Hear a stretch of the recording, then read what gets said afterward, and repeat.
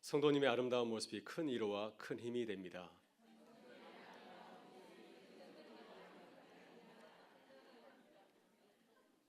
네, 웃으면 건강에 좋습니다. 네, 지난 2005년에 별세하신 한신교회 이중표 목사님은 거짓 신앙으로 유명합니다. 그가 목회하신 강남에 있는 한신교회는 기독교 장로교 교회에서는 가장 큰 교회입니다. 그러나 이중표 목사님은 거짓 신앙을 가지고서 그렇게 살려고 아주 애를 쓰신 분입니다. 이중표 목사님은 중국을 여행하다가 큰 깨달음을 얻어서 자신의 호를 거지라고 하였습니다. 거지라고 하는 말은 한자로 클 거자에 깨달을 지자, 지혜할 때 지자 있죠. 그래서 거지, 큰 깨달음이라고 합니다. 이중표 목사님은 거짓 신앙을 갖게 된 이유를 이렇게 밝히고 있습니다. 그리스도는 바울 사도처럼 그리스도 안에서 큰 깨달음을 얻은 자들이기 때문에 큰 깨달음을 가진 자들로서 거지처럼 살아야 된다고 하는 것이죠. 그래서 마치 거지처럼 이 세상의 비늘을 두지 아니하고 천국의 소망을 두고 살아야 된다 하는 것을 늘 강조하였습니다. 그래서 이중표 목사님은 실제 삶의 자리 가운데서도 늘 이렇게 검소하게 또 청빈하게 살려고 애를 쓰셨다고 합니다. 고 이중표 목사님은 평소에 거짓 신앙과 더불어 별세 신앙을 강조하였습니다. 목사님은 평소에 4번 별세를 사수하였다고 합니다. 그러니까 죽을 뻔한 고비를 4번 넘겼다고 하는 것이죠. 10대 때는 폐결핵에 걸려서 사경을 헤매었고 또 그때 신앙을 갖게 되었고요. 또 젊을 때 이제 담간암 진단을 받고 투병하다가 지난 2005년에 별세하였습니다. 이렇게 병력을 가지고 사셨기 때문에 누구보다도 먼저 이 별세 신앙을 가진 것이 아닌가 하는 생각이 듭니다. 이중표 목사님은 별세 신앙을 이렇게 소개하였습니다. 별세 신앙은 예수님의 죽음과 부활을 실존적으로 체험하며 살아가자고 하는 것입니다.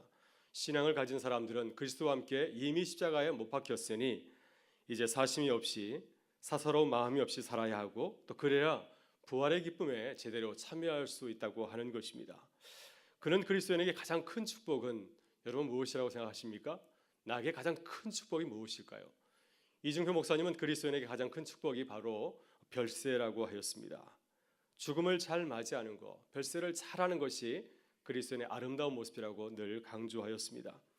이렇게 이중표 목사님은 거짓 신앙 그리고 별세 신앙을 가지고 목회를 하면서 평소 이 신앙을 별세 신앙과 거짓 신앙을 잘 실천하여서 마지막 별세하였을 때 많은 사람들에게 큰 위로가 되었고 또 아름다운 감동을 아껴서 일간지에도 그의 삶이 소개된 적이 있습니다. 여러분 우리도 살아가면서 이 이중표 목사님과 같이 아름다운 본을 보이는 오늘 사도 바울이 내가 너에게 본을 보였다 말씀하고 있는데요. 우리도 우리 주변의 모든 사람들에게 본을 보이는 그러한 아름다운 그리스도인 될 수 있기를 주의 이름으로 축원합니다. 오늘 본문의 내용은 사도 바울이 사랑하는 고린도 교회를 향하여서 목회적인 권면을 하고 있습니다. 우리가 그리스도의 일꾼이요 하나님의 비밀을 맡은 청지기가 되었다고 하면 어떻게 살아야 하는지를 이제는 자신의 삶을 통하여서 또다시 권면을 하고 있습니다. 여러분 4장 1절과 2절의 말씀 지난주에 우리가 살펴봤는데 이 말씀은 고린도 교인들을 격려하고 칭찬하는 말씀이 아니죠.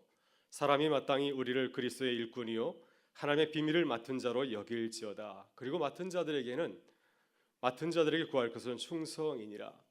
지난주에 말씀드린 것처럼 1절에 나오는 일꾼이란 말은 배의 밑창에서 노를 젓는 사람을 말하고 있습니다. 다시 말해서 그리스도의 일꾼은 주께서 말씀하시는 대로 그 말씀대로 순종하는 사람이 바로 이 일꾼이라고 하는 것이죠.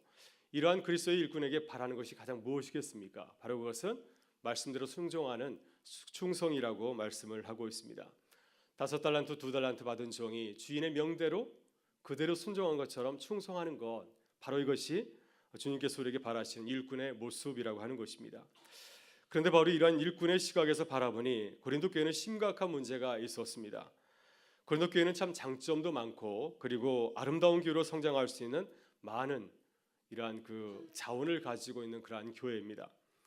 바울은 1장 5절 이하에서 고린도 교회를 이렇게 칭찬하였습니다. 이는 너희가 그 안에서 모든 일, 곧 모든 언변과 모든 지식이 풍부함으로.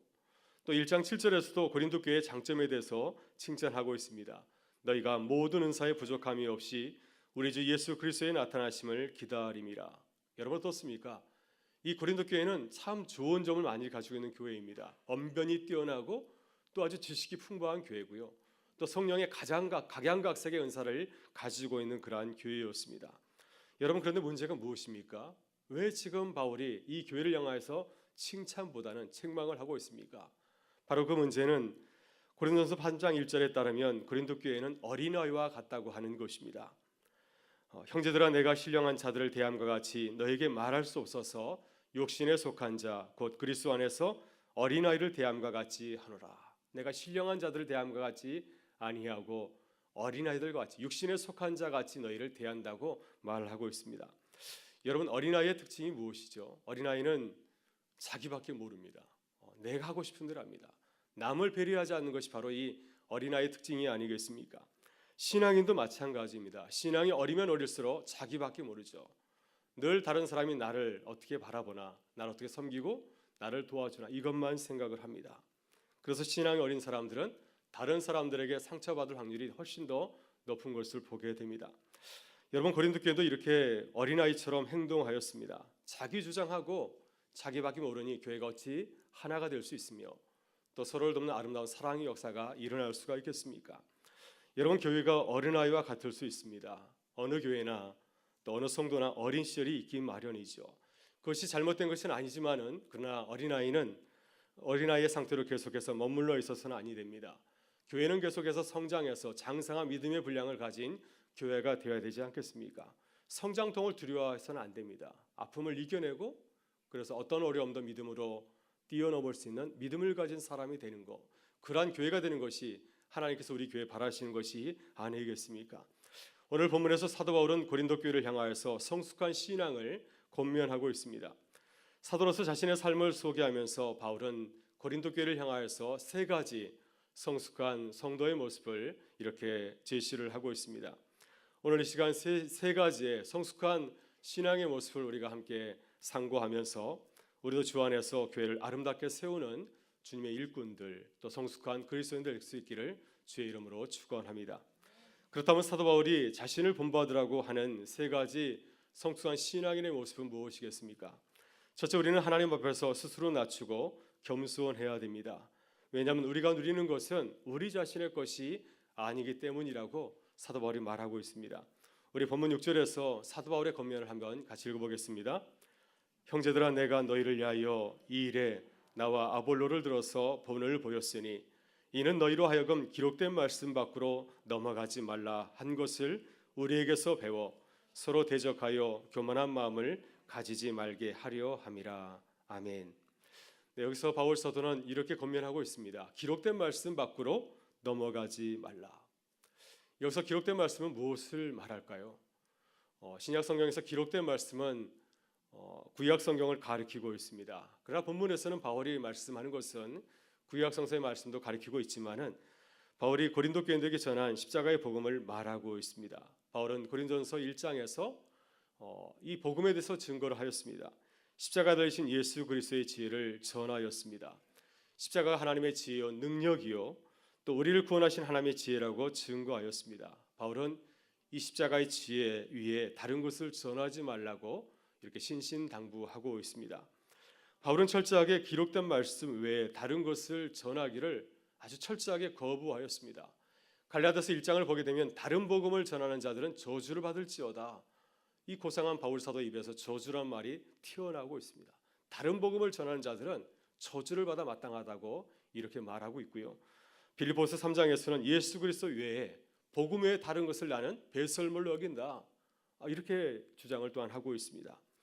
여러분, 바울이 전하는 예수 그리스도의 복음이 무엇입니까? 우리 스스로는 구원에 이를 수 없고 오직 예수 그리스도의 은혜로 통해서만이 구원에 이를 수 있다고 하는 것입니다. 여러분, 저 십자가가 무엇을 뜻합니까? 저 십자가는 우리의 무능력을 말해주고 있습니다. 우리 스스로는 도저히 구원에 이를 수 없고 오직 예수께서 달리신 저 십자가의 은혜를 통해서만이 우리가 하나님의 구원에 이룰 수 있다는 사실을 이 십자가는 우리에게 증거하고 있습니다.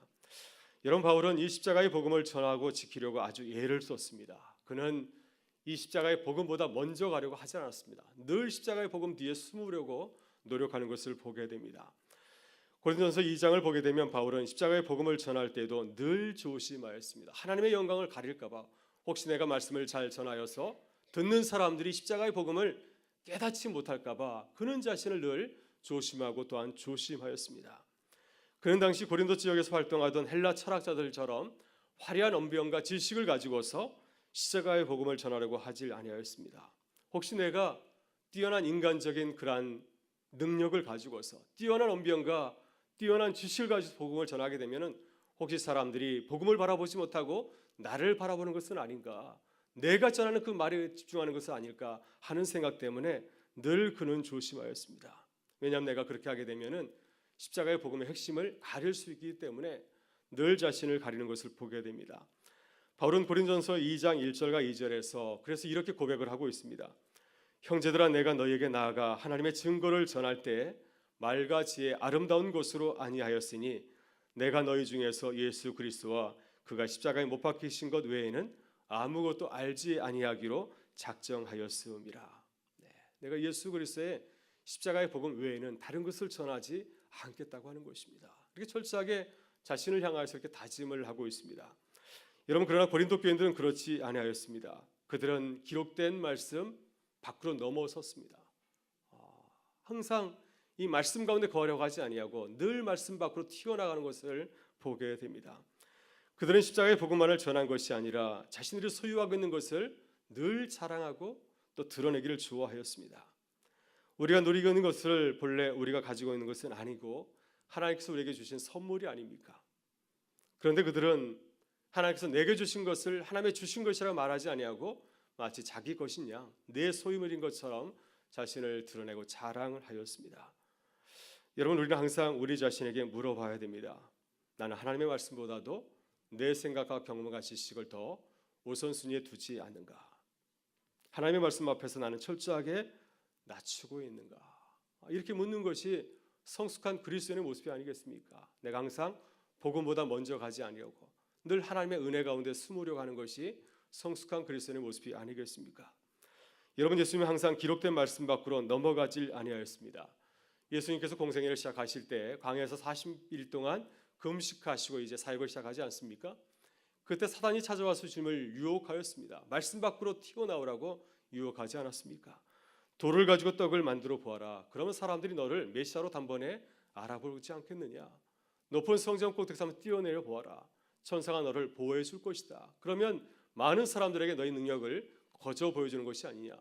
내 앞에 절하라. 내가 세상의 모든 영화를 내게 주리라. 여러분, 얼마나 근사한 유혹입니까? 아주 쉽게 메시아의 사역을 감당할 수 있는 지름길을 그에게 보여주었습니다. 그때 주님은 하나님의 말씀을 넘어가지 않았습니다. 사탄아, 물러가라. 주 너희 하나님을 시험하지 말라. 사람이 떡을만 살 것이 아니라 하나님의 말씀으로 살 것이니라. 항상 하나님의 말씀 가운데 거하였습니다. 넘어서지 아니하였습니다. 자신의 생각과 주장을 낮추었습니다. 바로 이것이 예수 그리스도께서 공생의 사역 3년 기간 동안 놀라운 구원의 사역을 이루신 지혜인 줄 믿습니다. 여러분, 우리는 그리스도의 일꾼입니다. 우리가 늘 주의 일을 할 때 항상 하나님의 말씀 밖으로 넘어가지 않기를 바랍니다. 항상 나를 낮추고 겸손하게 주의 일을 감당하는 주님의 일꾼들 되실 수 있기를 주의 이름으로 축원합니다. 둘째, 바울이 고린도 교인들에게 자신을 본받으라고 권면하는 것은 무엇입니까? 우리는 스스로 높아지려고 하거나 교만해서는 아니 됩니다. 7절과 8절에서 바울 사도가 이렇게 권면합니다. 같이 한번 읽어보겠습니다. 누가 너를 남달리 구별하였느냐? 내게 있는 것 중에 받지 아니한 것이 무엇이냐? 내가 받았은즉 어찌하여 받지 아니한 같이 자랑하느냐?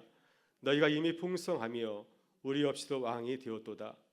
우리가 너희와 함께 왕노릇하기 위하여 참으로 너희가 왕이 되기를 원하노라. 아멘. 바울이 고린도 교회를 향하여서 자신을 본받으려고 한 것은 고린도 교회 교인들이 기록된 말씀을 따르지 아니하고 자신을 자랑하였기 때문이었습니다. 그들은 그들이 가지고 있는 하나님께서 그들에게 선물로 준 언변이나 지식 그리고 세상적인 지혜를 자랑하였습니다. 이미 말씀드린 대로 고린도전서 1장 5절과 7절을 보게 되면은 고린도 교회는 세상적인 지식도 뛰어났고 또 갖가지 성령의 놀라운 은사를 소유하고 있었습니다. 그런데 고린도 교인들은 이러한 지식들과 은사를 가지고서 하나님을 드러낸 것이 아니라 자신을 드러내기 위해서 사용을 하였습니다.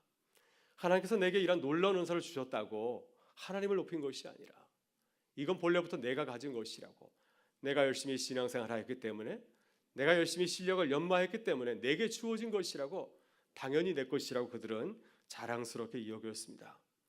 그래서 바울이 스스로 자랑하는 그들에게 이렇게 말하고 있습니다. 누가 너를 남달리 구별하였느냐? 내가 있는 것 중에 받지 아니한 것이 무엇이냐? 내가 받았은즉 어찌하여 받지 아니한 것이 자랑하느냐? 무슨 뜻입니까? 너는 왜 하나님께 영광을 돌리지 않느냐? 그게 너희 것이냐? 내가 하나님으로부터 받은 것이 아니냐? 하나님으로부터 받은 것이 마땅한데 왜 너는 거짓말하느냐? 이렇게 그들을 꾸짖고 있습니다. 하나님의 것을 도적질하는 것은 성숙한 그리스도인의 모습이 아니라고 하는 것입니다. 여러분, 고린도 교인들은 또한 그들이 모든 지식을 소유한 것처럼 자신을 자랑하였습니다. 당시 고린도 지역, 헬라 지역에는 수많은 헬라 철학자들이 많이 있었습니다. 수도 철학자들이나 견유학파 같은 그런 철학자들은 마치 자신들이 세상의 모든 것을 잘하는 것처럼 세상을 향해서 자신의 지식을 자랑하면서 돌아다녔습니다. 바로 고린도 교인들도 이러한 헬라 철학자들처럼 우리가 세상의 모든 것을 다 알고 있는 것처럼 그렇게 교만하게 굴었습니다. 그들은 마치 천국에 다 들어간 것처럼, 구원을 이룬 것처럼 그렇게 생각하고 행동하였습니다. 고린도 교인 가운데 이러한 자들이 참 많이 있어서 교회 가운데 다툼이 있고 분쟁이 있고 또 아픔이 있었던 것이었습니다. 여러분, 이러한 고린도 교인들의 모습을 고린도전서 8장에서 엿볼 수가 있습니다. 고린도전서 8장에서 어떤 문제가 나오고 있습니까? 우상 제물에 바쳐진 고기를 먹을 것인가 말 것인가의 문제를 다루고 있습니다. 당시 고린도 교회 성도들 가운데에서는 이러한 우상 제물에 바쳐진 고기를 아무렇지 않게 먹는 그러한 강한 자들이 있었습니다. 아주 놀라운 지식을 소유한 자들이 있었습니다. 이들은 자신의 높은 지식을 자랑하였습니다. 우리는 이런 고기를 마음껏 먹을 수 있다. 하나님이 살아계시지 않느냐? 하나님께서 모든 것을 지으셨기 때문에 저 우상은 아무것도 아니다. 내가 저 음식을 먹는다고 해서 내 몸이 더러워지는 것도 아니고 하나님께서 이 세상의 모든 것을 주관하시기 때문에 이런 우상 제물을 먹어도 나는 아무런 문제가 되지 않았다. 이들은 이러한 높은 지식을 가지고서 자신의 지식을 자랑하였습니다. 보란듯이 우상 제물에 바쳐진 고기를 이렇게 자신 있게 보여주시 먹은 것이었습니다. 따라서 이들은 참 놀라운 신앙을 가진 것이 분명합니다. 저는 이렇게 우상 제물에 바쳐진 그 제사 음식을 보면은 좀 섬찟합니다. 이거 먹어도 되나 하는 생각이 들어서 빨간물, 노란물 들인 그 떡 있지 않습니까? 뭐 사탕 이런 거 저도 안 먹어요. 이게 왠지 찝찝해서 안 먹는데, 그런데 이들은 고린도 교인들은 그것을 먹을 수 있는, 넉넉히 먹을 수 있는 놀라운 지식을 가지고 있다고 하는 것입니다. 그런데 놀라운 것은 무엇입니까? 바울은 이러한 지식을 소유한 고린도 교인들을 향해서 너 참 대단하구나 하면서 그들을 칭찬하고 격려한 것이 아니라 오히려 꾸짖고 있습니다. 왜냐하면 그들은 자신의 지식을 떠버리고 자랑하였기 때문이었습니다. 그들의 지식은 교회를 세우는 것이 아니라 교회를 무너뜨리는 지식이었고, 또 그들의 지식은 신앙이 어린 자들을 배려하지 아니하고 신앙이 어린 자들을 시험에 들게 하는 참으로 안타까운, 참으로 수준 낮은 지식에 불과하였습니다. 그래서 사도 바울은 8절에서 비유로 그들의 모습을 이렇게 책망하고 있습니다. 너희가 이미 배부르며 이미 풍성하였으며 우리 없이도 왕이 되었도다. 우리가 너희와 함께 왕노릇하게 하여 참으로 너희가 왕이 되기를 원하노라. 이 말씀은 아직 하나님 나라가 도래하지 않는데도 불구하고 마치 하나님 나라가 도래한 것처럼 왕처럼 그는 그들의 모습을 이렇게 풍자하고 있는 것입니다. 그들은 마치 배가 부른 사람처럼, 마치 모든 것을 소유한 풍성한 자처럼 이렇게 행동을 하고 있습니다. 그래서 바울은 그들의 어리석고 어린아이 같은 미숙한 교만을 지금 지적하고 있는 것입니다. 여러분, 우리는 교회 안에서 무엇을 자랑합니까? 혹시 우리도 우리의 지식을 자랑하지는 않습니까? 한경기 목사님이 이제 세상을 떠나기 얼마 전에 교계 어른 목사님들이 한경기 목사님을 찾아뵙고 지혜를 구하였다고 합니다. 목사님, 한국 교회를 향하여서 귀한 말씀 한마디 전해 주십시오. 그때 한경기 목사님은 특별한 말씀을 전한 것이 아니라 짧게 한마디 말씀하셨다고 합니다. 예수 잘 믿으세요. 여러분, 한경기 목사님은 한국 교회가 존경하는 분이 아닙니까? 그분이 오랫동안 사시지 않았습니까? 그렇다고 한다면 그 긴 세월을 살아오면서 얼마나 하실 말씀이 많을까요? 얼마나 깨달은 것이 많겠습니까? 그러나 한 목사님은 나를 높이지 아니하고 모든 시선을 예수님에게 돌렸습니다. 예수 잘 믿으세요. 여러분, 우리도 항상 주 안에서 우리 자신을 높이지 아니하고 교만하지 않기를 바랍니다. 우리는 그리스도를 높이고 하나님의 영광을 드러내는 지식을 소유할 수 있기를 바랍니다. 나를 높이지 아니하고 이웃을 높이는, 교회를 높이는 주님의 일꾼들 되실 수 있기를 바랍니다. 그리하면 하나님께서 우리를 통하여서 주의 몸된 교회를 든든히 세워가리라 믿습니다. 셋째, 우리는 그리스도인의 일꾼으로서 무엇을 본받아야 되겠습니까? 우리는 사도 바울처럼 그리스도를 본받고 또 그리스도를 따르는 그리스도인이 되어야 될 줄 믿습니다. 본문 9절부터 13절에서 바울은 자신의 삶을 통하여서 그리스도의 일꾼이 어떠한 길을 걸어가야 되는지를 이렇게 증거하고 있습니다. 읽으시면서 시험받지 않기를 바랍니다. 우리 9절부터 13절의 말씀을 같이 한번 읽어보겠습니다. 내가 생각하건대 하나님의 사도인 우리를 죽이기로 작정된 자같이 끄트머리에 두셨음에 우리는 세계 곧 천사와 사람에게 구령거리가 되었노라. 우리는 그리스도 때문에 어리석으나 너희는 그리스도 안에서 지혜롭고 우리는 약하나 너희는 강하고 너희는 존귀하나 우리는 비천하여 바로 이 시각까지 우리가 줄이고 목마르며 헐받고 매맞으며 정처가 없고 또 수고하여 친히 손으로 일을 하며 모욕을 당한 즉 축복하고 박해를 받은 즉 참고 비방을 받은 즉 권면하니 우리가 지금까지 세상에 더러운 것과 만물의 찌꺼기 같이 되었도다. 아멘. 네, 바울은 마지막으로 그리스도인 일꾼이 어떠한 사람들인가 하는 것을 굉장히 강력한 아주 인상 깊은 비유로 이렇게 말씀을 하고 있습니다. 바울 당시에 로마는 이제 전쟁을 많이 치르지 않았습니까? 전쟁에서 큰 승리를 거두게 되면은 전쟁에 승리한 장군은 괴선 장군이 되어서 이제 로마에 들어와서 큰 퍼레이드를 하였습니다. 승전한 장군이 가장 먼저 앞에 마차를 타고 이렇게 가고요, 전차를 타고 가고 그 뒤를 사제와 귀족들이 따르고 이어서 군인들이 이렇게 따라갑니다. 그리고 군인들 뒤에는 이제 전리품을 실은 마차들이 따르게 되고요, 그 뒤에는 사슬에 매인 포로들이 따라갑니다. 이 포로들은 퍼레이드가 마친 후에는 이제 로마 신들에게 바쳐지는 그러한 재물인 것이죠. 여러분, 이 퍼레이드에서 그리스도의 사도는 누구입니까? 바울이 우리에게 말하는 그리스도의 일꾼들은 이 퍼레이드에서 어떤 자리를 차지하고 있습니까? 그들은 개선 장군이 아니라 맨 뒤에서 사형 언도를 받고 끌려가는 포로라고 하는 겁니다. 그것이 우리의 모습이라고 하는 겁니다. 바울은 이 퍼레이드를 이야기하면서 이 행진이 예수 그리스도의 십자가의 죽음을 염두하고 있습니다. 왜냐하면 예수님께서 그렇게 죽으셨잖아요. 로마 병사들이 앞에서 가고 십자가를 끌면서 골고다 언덕에 들어가서 십자가에서 비참하게 죽지 않았습니까? 바로 이것이 그리스도인의 모습이라고 하는 것입니다. 그리스도의 일꾼들은 고린도 교인들이 생각하는 것처럼 화려한 왕이 아니라 전쟁의 포로와 같이 이 세상에서 고난을 당하는 자들이라고 하는 것입니다. 따라서 그리스도인들이 걸어갈 길은 고린도 교인들이 생각하는 것처럼 왕처럼 화려한 길이 아니라 전쟁 포로와 같이 길가에 선 사람들에게 손가락질 당하고 천대를 받는 사람들이라고 하는 것입니다. 그리스도인들은 바로 이러한 처참한 고난의 길을 걸어가야 된다고 이렇게 말씀을 하고 있습니다. 여러분, 이어서 바울은 자신이 사도로서 걸어간 길을 처음으로 이렇게 고백을 하고 있습니다. 바로 이 시각까지 우리가 줄이고 목마르며 헐벗고 매맞으며 정처가 없고 또 수고하여 모욕을 당한 즉 축복하고 박해를 받은 즉 참고 비방을 받은 즉 권면하니 우리가 세상에 더러운 것과 만물의 찌꺼기 같이 되었도다. 그리스도 일꾼은 어떠한 길을 걸어갑니까? 사도 바울이 걸어간 것처럼 세상이 부러워하는 그 영광스러운 길을 걸어가는 것이 아니라 고난과 역경의 길을 걸어간다고 하는 것입니다. 바울은 그 길을 어떻게 고백하고 있습니까? 세상의 더러운 것과 만물의 찌꺼기 같다. 바울은 이 길을 걸어가면서 하나님께서 내게 주신 이 십자가의 길을 어떻게 반응하고 있습니까? 모욕을 당한 즉 축복하고 박해를 받은 즉 참고 비방을 받은 즉 권면하니 이렇게 대답하고 있습니다. 그가 이렇게 고백하는 것은 주께 내게 주신 길을 마다하지 아니하고 그 길을 온전히 걸어가는 것은 바로 이 길이 예수 그리스도께서 걸어가신 것처럼 우리에게 생명과 구원을 가져다주는 유일한 길이기 때문이라고 하는 것입니다. 여러분, 우리는 만물의 찌꺼기처럼 되었습니다. 이것이 그리스도의 일꾼의 자아상이라고 말씀하고 있습니다. 여러분, 우리도 사도 바울처럼 영광보다는 고난의 길을 걸어갈 수가 있습니다. 사람들의 칭찬보다는 수치와 부끄러움을 당할 수도 있습니다. 그러나 이것이 우리의 수치가 아니라 우리의 영광인 줄 믿습니다. 오늘 바울 사도는 나를 본받으라고 말씀하고 있습니다. 우리가 주 안에서 그리스도를 본받을 수 있기를 바라고요.